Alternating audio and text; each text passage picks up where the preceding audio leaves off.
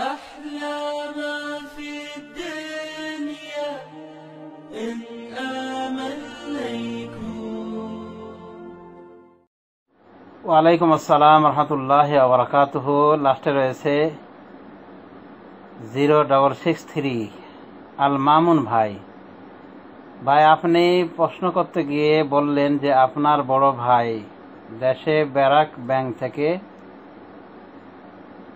উনি টাকা নিয়েছেন 4.5 বা 5 লাখ টাকা মতো। উনি জানতেন যে এটা এই ব্যাংক সুদের সাথে জড়িত এবং সুদি কারবারের সাথে সম্পৃক্ত এবং তাকে সুদি কারবার করা লাগবে। তো এটা জানার পরও উনি নিয়েছেন 5 লাখ টাকা মতো উঠিয়েছেন ব্যারাক ব্যাংক থেকে। তো ওই টাকার ওপর 12,000 টাকা তারা সুদ ধরেছে।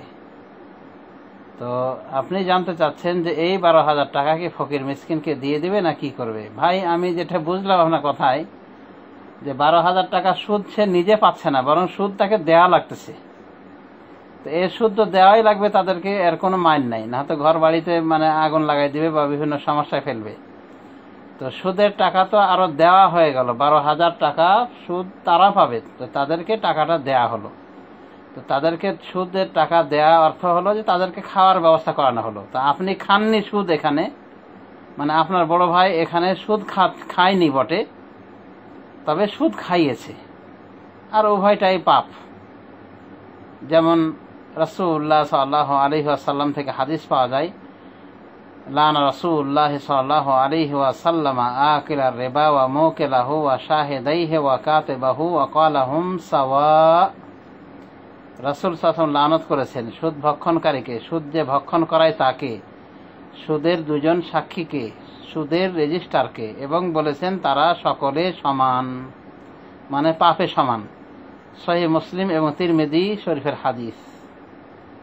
তো এই সহিহ হাদিস থেকে আমরা জানতে পারলাম যে যাদেরকে আল্লাহ লানত করেছেন তারা হলো সুদ ভক্ষণকারী, যে সুদ ভক্ষণ করে, যে সুদ ভক্ষণ করায়, এবং সুদের যে সাক্ষী থাকে, যে দুজন সাক্ষী থাকে, তাদেরকেও লানত করেছেন রাসূল সাল্লাল্লাহু আলাইহি ওয়াসাল্লাম।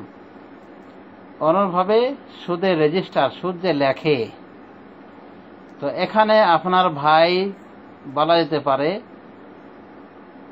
উনি সুদ খাননি, তবে সুদ খাইয়েছেন। তো যদি উনি ভুল বুঝতে পেরে আল্লাহর কাছে মাপ চান, তো এটাই যথেষ্ট হয়ে যাবে। আর উনি তো সুদ খাচ্ছেন না, 12 লাখ টাকা দিয়ে দিচ্ছেন বাড়তি। যে ঋণটা উনি নিয়েছেন ব্যাংক থেকে, সে ঋণটা তো 5 লাখ টাকা, তো ঋণের বদলে ঋণ দিয়ে দিবেন। আর এই সুদটি যেহেতু দিতে বাধ্য, ব্যারাক ব্যাংক যেহেতু বিধর্মীদের ব্যাংক, এই বিধর্মী কেন, স্বধর্মীরাও তো সুদ খায়, সুদি কারবারে জড়িত যতগুলি অনিসলামী ব্যাংক রয়েছে। তো এই টাকা উনি নিজে দিচ্ছেন, উনি খাচ্ছেন না। সুতরাং এই লেনদেনটা যদিও হারাম হয়েছে এবং সুদি কারবারে জড়িয়ে যাওয়া হয়েছে, তবে এখানে যেহেতু সে খায়নি সুদের টাকা, এজন্য তাকে এক্সট্রা আলাদা ফকির মিসকিনকে বা কোনো জায়গায় দান করার দরকার নাই। কারণ 12,000 টাকা সুদ হিসেবে এসেছে আমরা বুঝতে পারলাম, তো 12,000 টাকা তো দিতে বাধ্য ওই ব্যারাক ব্যাংকে। আর এর সাথে যদি আবার 12,000 টাকা যায়, তার 24,000 টাকা তার পকেট থেকে চলে যাচ্ছে।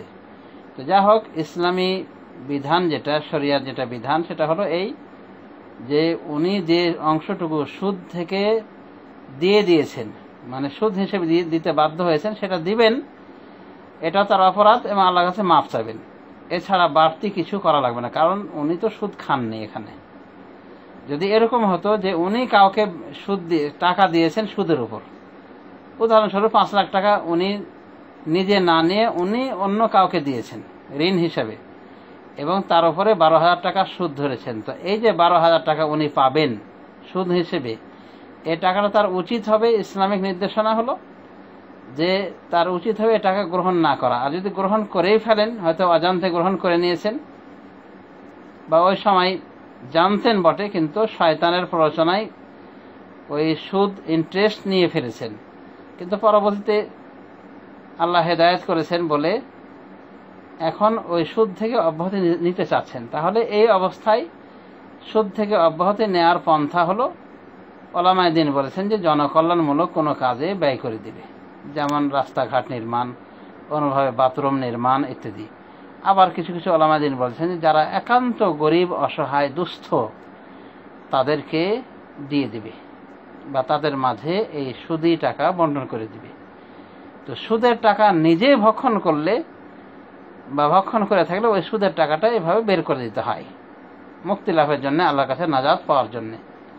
আর যদি এমন হয় যে সুদের টাকা দেয়া লেগেছে, যেমন আপনার ভাইয়ের অবস্থায় বুঝতে পারলাম এই মাসালায় যে আপনার ভাই সুদ তো নেয়নি, সুদ ভক্ষণ করেনি, বরং সুদ বাধ্য হয়ে ভক্ষণ করিয়েছেন, তো এটা পাপ করেছেন। তো এই জন্য আল্লাহর কাছে ক্ষমাপ্রার্থী হতে হবে, আর বাড়তি কিছু করার দরকার নাই। বাড়তি আরও 12,000 টাকা তাকে যে দিতে হবে এমন কথা সঠিক নয়। আশা করি বুঝতে পেরেছেন।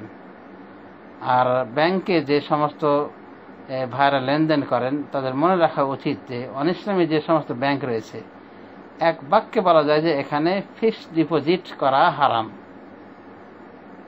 ইসলামী ব্যাংকের এভাবে ফিক্সড ডিপোজিট বিতর্কিত।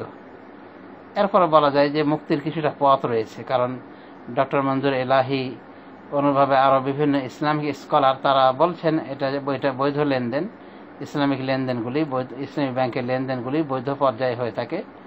তো সেই হিসেবে বলা যায় যে একটা মুক্তির পথ রয়েছে ওই ব্যাংকগুলিতে টাকা পয়সা লেনদেন করলে, জমা রাখলে। কিন্তু অনিসলামী ব্যাংকগুলিতে যদি টাকা রাখা হয় বা ডিপোজিট করা হয়ে থাকে সুদ ভক্ষণের হিসাবে, সুদ ভক্ষণের নিয়াতে, তাহলে মনে রাখতে হবে যে সুদের এক একটি টাকা, সুদের এক একটি দিরহাম, রাসূলুল্লাহ সাল্লাল্লাহু আলাইহি ওয়াসাল্লাম বলেছেন আল্লাহর দরবারে 36 বার জিনা করা থেকেও জঘন্য পাপ। হাদিসটি হলো এইরূপ, মান দিরহাম মিন রিবা ইয়াকুলুহু রাজুল ওয়া হুয়া ইয়ালামু আশাদ্দা ইনদাল্লাহি মিন 36 জানিয়াহ। সুদের একটি দিরহাম ভক্ষণ করা জেনে বুঝে কোনো ব্যক্তির, এটা আল্লাহর নিকটে 36 বার জিনা করার থেকেও জঘন্য পাপ। মুসলিম আমাদের হাদিসটি মেশকাতে এসেছে।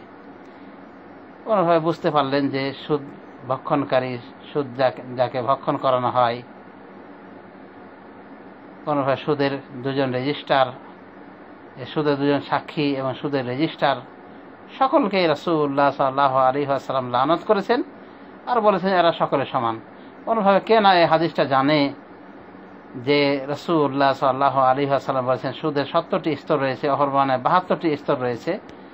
সর্বনিম্ন স্তর হলো সুদের আপন মায়ের সাথে জেনা করা, নাউযুবিল্লাহ মিন যালিক। ইবনে মাজাহ সহ বিভিন্ন হাদিস গ্রন্থে এই মর্মের হাদিসগুলি পাওয়া যায়। তাহলে এত বড় জঘন্য পাপে একজন মুমিন কোনো ক্রমেই লিপ্ত হতে পারে না। যা হোক, ভাইজানকে বলবো আপনার ভাইকে তওবা করতে বলবেন, আর 12,000 টাকা তো সে দিতে অবশ্যই বাধ্য ব্যারাক ব্যাংকে, সেটা দিয়ে দিবে। সেটা দিয়ে দেওয়ার পর আল্লাহর কাছে তওবা করবে, এছাড়া তার বাড়তি কিছু করা লাগবে না। আশা করি বুঝতে পেরেছেন। ধন্যবাদ।